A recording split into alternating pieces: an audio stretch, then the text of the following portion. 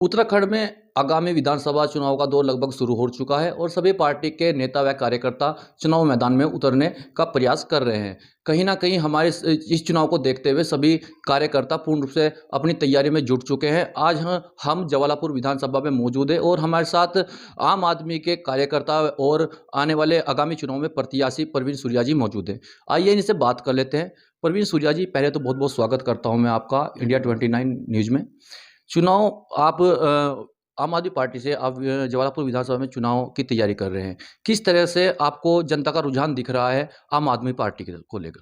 जी, पहले तो मैं कहना चाहता हूँ कि मैं अपने संगठन की तरफ से संगठन को मजबूत कर रहा हूँ जवालापुर के अंदर और पार्टी के जैसे निर्देश होंगे उसके तरह से मैं कार्य करता रहूँगा। और अब चुनाव की बात जैसे आपने पूछी है कि चुनाव तैयारी चल रही है, कैसी हो रही है, विधानसभा में क्या है? तो उसके लिए कहना चाहता हूँ कि विधानसभा में जिस लगातार मैं पिछले 6-7 महीने से घूम रहा हूँ और जो मैं विकास की जो गंगा कहते हैं, लोग कह रहे हैं कि विकास की गंगा बह रही है। बीजेपी जो कहती है कि हमने विकास इतना करके दिखाया है कि आप उसे रोक नहीं सकते। उस विकास की गंगा तो मुझे सड़कों पे नज़र आई है, क्योंकि सड़क है नहीं, सड़कों पे सिर्फ़ पानी और गड्ढे ही हैं। अब ये समझ नहीं आ रहा कि गड्ढों में सड़क है कि सड़क में गड्ढे हैं। तो ये विकास उनका है जो लोगों को दिख रहा है। अच्छा, देखिए प्रवीण जी, जिस तरह से उत्तराखंड में पहले से ही बीजेपी और कांग्रेस का दौर अच्छा रहा है और काफ़ी मजबूत पार्टियां यहाँ पे उत्तराखंड में मानी जाती है। पहली बार आम आदमी पार्टी विधानसभा चुनाव में उतरी है उत्तराखंड में। तो क्या मानते हैं आप, किस मुद्दों को लेकर के जनता के बीच जाने का प्रयास आम आदमी पार्टी करे जो मुख्य रूप से जनता के हित में हो? हमारे जो बेसिक मुद्दे हैं, क्योंकि हमारी पार्टी का नाम ही आम आदमी पार्टी मतलब आम आदमी से बनी हुई उनकी अपनी पार्टी। तो आम आदमी के जो बेसिक मुद्दे हैं, पहले शिक्षा, फिर रोज़गार, फिर सड़कें, पुल, निर्माण क्षेत्र का सारा, ये आम मुद्दे हैं जिन्हें हमें विकास में लाना है। सड़कें नहीं बनी हैं, सड़कें बनाने हैं, स्कूल नहीं बनी है, स्कूल बनाने हैं।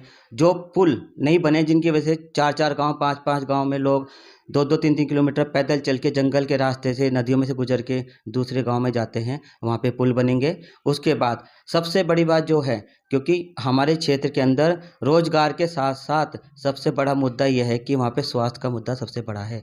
लोगों को कम से कम 40-40, 45-45 किलोमीटर दूर जाना पड़ता है इलाज कराने के लिए। हम दिल्ली के मॉडल पर अपने विधानसभा जवालापुर में गाँव क्लिनिक खोलेंगे कि लोग अपने गाँव में ही अपना इलाज कराएँ, दूर ना जाएँ। ये हमारी प्राथमिकता रहेगी। फिर हम रोज़गार पे बात करेंगे, शिक्षा पे बात करेंगे, स्कूल खुलेंगे। हमारी जो बेचारी छोटी-छोटी बेटियाँ हैं, जो गाँव के जंगलों से दूर-दूर जाती हैं, पुल नहीं है, सुविधा नहीं है, किस तरह वो दूसरे गाँव में जाके स्कूल में पढ़ती हैं। हमारी प्राथमिकता रहेगी कि स्कूल में ही गाँव जो बड़े-बड़े हैं, वहाँ पे स्कूल खोले जाएँ, ताकि हमारी बेटियाँ आराम से पढ़ सकें और सुरक्षित रह के पढ़ सकें। देखा जाए प्रवीण जी, जैसे कि जवालापुर विधानसभा है, अति अति पिछड़ी विधानसभा है और काफ़ी लंबे अरसे से यहाँ पे अनेक पार्टी के कार्यकर्ता काम भी कर रहे हैं, लेकिन कहीं न कहीं जनता में एक नाखुश ही जनता नज़र आ रही है। तो जनता को किस तरह से आप लेके चलेंगे कि कहीं न कहीं जनता में एक आम आदमी पार्टी को लेकर के एक एक विश्वास उनके अंदर बन सके? किस तरह से आप अगला कदम बढ़ाएँगे? देखिए, हम अपनी विधानसभा की जनता के हित के लिए काम करेंगे, जो हमारा मेन मुद्दा है। अब जनता के रोज़ क्या है उनकी समस्याएँ, ये बेसिक समस्या मैं आपको पहले भी बता चुका हूँ, एक बार दोबारा से बता देता हूँ। सबसे पहले तो हमारे जो गाँव है पिछड़ा है, बिल्कुल मतलब जो हमारा क्षेत्र है पिछड़ा हुआ क्षेत्र है। उसके अंदर गाँव काफ़ी दूर-दूर हैं, नदियाँ भी ये निकली हुई हैं जिसकी वजह से क्योंकि कुछ पुल तो बना दिए, कुछ नहीं बनाए गए, जहाँ से दूसरे गाँव में जाने में तकलीफ़ होती है, रात हो जाए मतलब कोई बीमार पड़ जाए तो आदमी को जाने में बहुत दिक्कत हो जाती है। हम इनको सही करेंगे, मोहल्ला के मतलब गाँव क्लिनिक खोलेंगे, स्कूल खोलेंगे, जहाँ पुल नहीं बना वहाँ पुल बनवाएँगे और उसके बाद हमारा जो रोज़गार का मुद्दा है, जो सबसे बड़ा मुद्दा है क्योंकि रोज़गार बहुत ज़रूरी है पढ़ने के बाद। अगर हमने अच्छी शिक्षा दे दी और रोज़गार नहीं दे पाए अपनी जनता को, तो वो निराश होके ना अपने क्षेत्र से पलायन करने लगती है, कहीं दूर जाती है क्योंकि भैया पालन-पोषण तो अपने परिवार का करना ही है। हम वहीं पे रोज़गार देंगे अपनी विधानसभा के अंदर अपनी जनता के लिए। ये हमारी प्राथमिकता रहेगी। प्रवीण जी, आपसे एक लास्ट क्वेश्चन मेरा और रहेगा। 2 वर्ष से लगभग 2 वर्ष से जो जनता है वो लॉकडाउन की मार झेल रही है और कहीं न कहीं इसको इसको देखते हुए शिक्षा के क्षेत्र में भी काफ़ी प्रभाव पड़ा है। तो शिक्षा को क्षेत्र को एक बार फिर से उभारने के लिए किस तरह का प्रयास आपका रहेगा?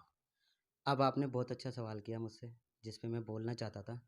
देखिए 2 साल से लॉकडाउन लगा हुआ है। अब ऑनलाइन चलाइए क्लासें कि ऑनलाइन अपने बच्चों को पढ़ाओ। लेकिन मैं खुद पूछना चाहता हूँ सरकार से कि गाँव में ऐसे कितने आपने लैपटॉप या फिर एंड्रॉयड फ़ोन दे रखे हैं जिससे परिवार वाले अपने बच्चों को शिक्षा दे सकें? क्या शिक्षा की व्यवस्था की गई? लैपटॉप की व्यवस्था की गई या फिर एंड्रॉयड फ़ोन की व्यवस्था की गई, ऑनलाइन पढ़ाई कर सकें? आप गाँव में जाके देखिए, हर गाँव का बच्चा सिर्फ़ खेलता मिलता है, पढ़ाई करता मिलता नहीं है।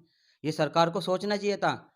सरकार पैसे तो लगा रही है, लेकिन उल्टे-सीधे। सरकार बाहर जाती है, विदेशों में जाती है, वहाँ पैसे दान कराती है। अरे भाई, हमारे क्षेत्र की जनता का विकास कब होगा?